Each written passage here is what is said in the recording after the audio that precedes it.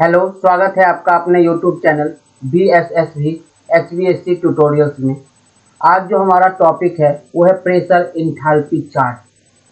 जो भी हम वेपर कंप्रेशन रेफ्रिजरेशन साइकिल में हमने पढ़ा, तो वेपर कंप्रेशन रेफ्रिजरेशन साइकिल में जो वर्किंग सब्सटेंस है जो हम रेफ्रिजरेंट यूज करते हैं, उस रेफ्रिजरेंट की फिजिकल और थर्मोडायनेमिक प्रॉपर्टीज को एक ग्राफिकल रिप्रेजेंटेशन के रूप में हम दिखाते हैं।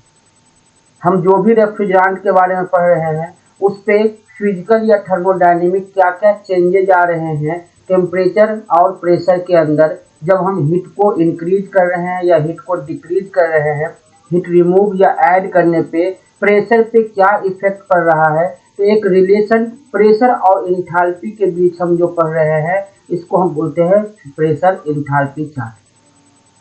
It is a graphical representation of various physical and thermodynamic properties of working substance। Working substance का मतलब है जो हम रेफ्रिजरेंट यूज कर रहे हैं इन रेफ्रिजरेशन साइकिल। रेफ्रिजरेशन साइकिल जो भी हम पढ़ रहे हैं, वेपर कंप्रेशन रेफ्रिजरेशन साइकिल या वेपर एब्जॉर्प्शन रेफ्रिजरेशन साइकिल, उसमें जो वर्किंग सब्सटेंस है उसकी फिजिकल एंड थर्मोडायनेमिक प्रॉपर्टीज को एक ग्राफिकल रिप्रेजेंटेशन देना प्रेशर और इंथैल्पी के रूप में प्रेशर इंथैल्पी चार्ट कहलाता है।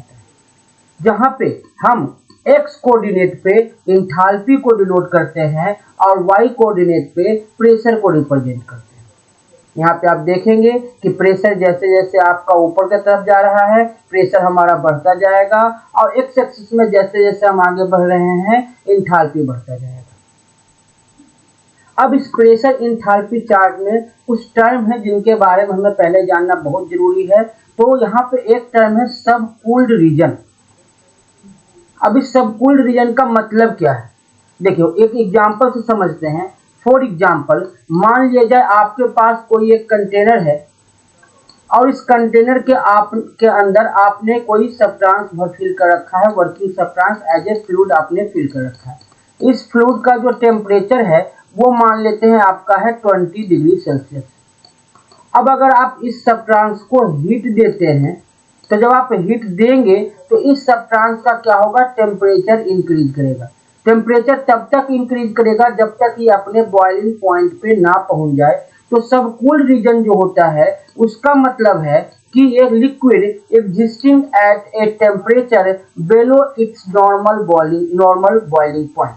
जब आपका कोई सब्सटेंस अपने बॉइलिंग पॉइंट से कम टेम्परेचर पे होता है, मतलब जब आप इसको हीट दे रहे हैं तो इसका टेम्परेचर तो इंक्रीज हो रहा है, और इसका टेम्परेचर इसके बॉइलिंग पॉइंट से अगर कम है, तो यहाँ पे ये जो सब्सटेंस है ये सब्सटेंस कहलाएगा कि ये सब कूल्ड स्टेट में है, सब कूल्ड स्टेट। और ये सब्सटेंस जो कि सब कूल्ड स्टेट में है, ये सब्सटेंस इस वेपर रेफ्रिजरेशन साइकिल में जो हमने पीएच चार्ट बनाया है, इसमें ये सब कूल्ड रीजन के अंदर है। तो जो रेफ्रिजरेंट है या जो भी वर्किंग सब्सटेंस है, अगर उसका टेम्परेचर इसके बॉइलिंग पॉइंट से कम है तो वो सब कूल्ड रीजन में आएगा और वो सब्सटेंस सब कूल्ड स्टेट में कहलाएगा। पर अगर आप इस रेफ्रिजरेंट का टेम्परेचर या इस फ्लूइड का टेम्परेचर अभी और बढ़ाएंगे तो ये अपने बॉइलिंग पॉइंट पे आ जाएगा। मान लीजिए एज ए बॉइलिंग पॉइंट इसका 100 डिग्री सेल्सियस है, हमने वाटर फिल किया है और इसका बॉइलिंग पॉइंट 100 डिग्री सेल्सियस है, आप इसको हीट दे रहे हैं, तो अब ये अपने सैचुरेटेड कंडीशन पे आ चुका है। सैचुरेटेड कंडीशन का मतलब ये है कि अब अगर आपने इसको हीट दिया तो ये अपना फेज चेंज करने लगेगा। इस स्टेट को हम बोलते हैं saturated state, saturated liquid state, saturated liquid state. और सैचुरेटेड लिक्विड स्टेट के अंदर जो ये सब्सटेंस है, अगर आप यहाँ पीएच चार्ट में देखेंगे तो इस लाइन को, ये जो लाइन है आपका, ये लाइन डिनोट कर रहा है कि आपका जो वर्किंग सब्सटेंस है ये सैचुरेटेड लिक्विड लाइन पे है, मतलब अब ये वेपर में कन्वर्ट होने वाला है। अगर आपने इसको हीट दिया तो ये वेपर में कन्वर्ट हो जाएगा। थर्ड कंडीशन है कि अगर हम इसको और हीट दे अगर हमने इस सब्सटेंस को और हीट दिया, मतलब इसका boiling point already 100 degree Celsius temperature पे पहुंच चुका है इस सब्सटेंस का, अब अगर हम हीट इसको देते हैं तो इसमें कुछ सब्सटेंस जो है वो वेपर में कन्वर्ट हो जाएगा। तो ये जो आपका स्टेट है इसको बोलते हैं वेट प्लस वेपर स्टेट। क्या बोलेंगे इसको? Weight plus vapour state. Weight plus vapour state. Weight plus vapour state का मतलब है कि कुछ सब्सटेंस आपका अभी भी लिक्विड में है और कुछ सब्सटेंस आपका वेपर में चेंज हो चुका है। आप जैसे जैसे हीट को बढ़ाते जाएंगे आपका लिक्विड वेपर में कन्वर्ट होता चला जाएगा और वो इस लाइन, दोनों लाइन के बीच में आएगा। मतलब इस दोनों लाइन के बीच में जो आप हीट दे रहे हैं वो लेटेंट हीट है, क्योंकि फ्लूइड अपना फेज चेंज कर रहा है। अब एक कंडीशन ऐसा बनता है कि हमने मान लिए जाए हीट देते चले गए और हीट देते देते जितने भी सब्सटेंस थे, जितने भी वर्किंग सब्सटेंस थे, वाटर था मान लिया जाए, तो ये सारे वाटर्स वेपर में कन्वर्ट हो गए।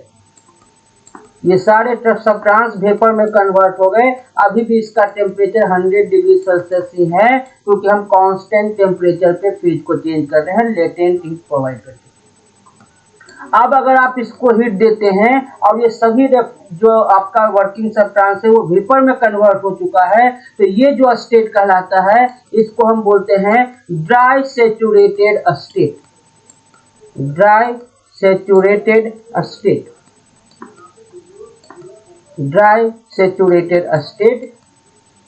और ये जो स्टेट है ये इस लाइन को डिनोट कर रहा है। ये जो आपका लाइन है ये लाइन डिनोट कर रहा है ड्राई सैचुरेटेड स्टेट या सैचुरेटेड वेपर लाइन।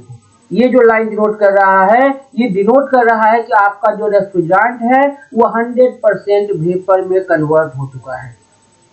अगर हमने इसको और हीट दिया, अगर हमने इसको और हीट दिया, अगर ये वेपर फॉर्म में पूरा कन्वर्ट हो चुका है और हम इसको और हीट अगर प्रोवाइड करेंगे तो हीट प्रोवाइड करने पे ये क्या होगा, अब इसका टेम्परेचर भी बढ़ने लगेगा। तो जब फ्लूइड का जो वेपर में कन्वर्ट हो चुका है अब उसका टेम्परेचर भी बढ़ रहा है, तो ये कंडीशन कहलाता है, ये स्टेट कहलाता है सुपर हीटेड स्टेट।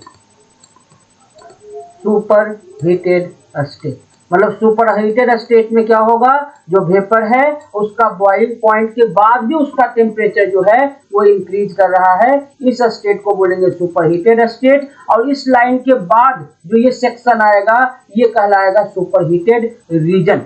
मतलब इस रीजन में अगर कोई सब्सटेंस है तो उसका बॉइलिंग पॉइंट से उसका टेम्परेचर ज्यादा हो गया है। यहाँ पे हम जैसे जैसे हीट को इंक्रीज कर रहे हैं वैसे वैसे हमारा फेज चेंज हो रहा है। सबसे पहले जो हमारा सब्सटेंस था, जो वर्किंग सब्सटेंस था, वो सब कूल रीजन में था। देन जब हमने उसको हीट दिया तो सैचुरेटेड लिक्विड लाइन पे आ गया, मतलब सैचुरेटेड स्टेट में आ गया। जब हमने उसको और हीट दिया तो वो वेट प्लस वेपर रीजन में आ गया, मतलब वेट प्लस वेपर स्टेट में आ गया। और जब हमने उसको और हीट दिया तो वो 100% वेपर में कन्वर्ट हो गया, मतलब सैचुरेटेड वेपर लाइन पे हुआ है। और हमने उसको और हीट दिया तो वो सुपर हीटेड रीजन में पहुंच गया है।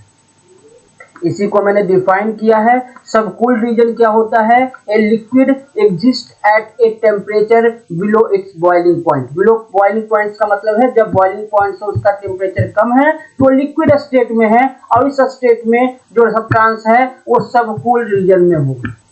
सैचुरेटेड लिक्विड का मतलब ये है कि वो लिक्विड जो है, जो भी आप सब्सटेंस यूज कर रहे हैं वो वेपराइज होने वाला है, अभी हुआ नहीं है, वेपर में कन्वर्ट होने वाला है। अगर आपने उसको हीट दिया तो वेपर में कन्वर्ट हो जाएगा, पर अभी 100% लिक्विड के फॉर्म में। वेट प्लस वेपर रीजन का मतलब है ये लिक्विड लाइन और ड्राई सैचुरेटेड लाइन के बीच का टर्म है, जहां पे आप कुछ लिक्विड होता है और कुछ वेपर होता है। जैसे जैसे आप हीट को बढ़ाते जाएंगे लिक्विड वेपर में कन्वर्ट होता जाएगा। सैचुरेटेड वेपर, सैचुरेटेड वेपर का मतलब है कि वहां पे वो जो आपका वर्किंग सब्सटेंस है, जो आपका लिक्विड है, वो 100% वेपर में कन्वर्ट हो चुका है। और सुपर हीटेड का मतलब है the super heated refer as a temperature of any substance एवं बॉइलिंग पॉइंट। बॉइलिंग पॉइंट से ज्यादा अगर उस सब्सटेंस का टेम्परेचर हो चुका है और वो 100% वेपर में है तो उसको हम सुपर हीटेड स्टेट और सुपर हीटेड रीजन में वो सब्सटेंस हमारा पाया जाएगा। आशा करता हूँ ये आपको वीडियो आपको समझ आई होगी पीएच चार्ट के बारे में, प्रेशर एंथैल्पी चार्ट के बारे में। नेक्स्ट वीडियो में हम वेपर कंप्रेशन रेफ्रिजरेशन साइकिल के बारे में पढ़ेंगे और उसका जो हम पढ़ चुके हैं और उसका हम पीएच चार्ट पे कैसे हम हर एक टाइप को डिनोट करते हैं। जो भी वेपर कंप्रेशन रेफ्रिजरेशन साइकिल है उसके टाइप्स के बारे में पढ़ेंगे और उसका प्रेशर एंथैल्पी चार्ट पे किस तरह से डायग्राम बनेगा, किस तरह से उसके फिजिकल और थर्मोडायनेमिक प्रॉपर्टीज को प्रेशर एंथैल्पी चार्ट पे दिखाया जाएगा, वो हम पढ़ेंगे। Thank you very much. मेरे चैनल को लाइक कीजिए और सब्सक्राइब कीजिए।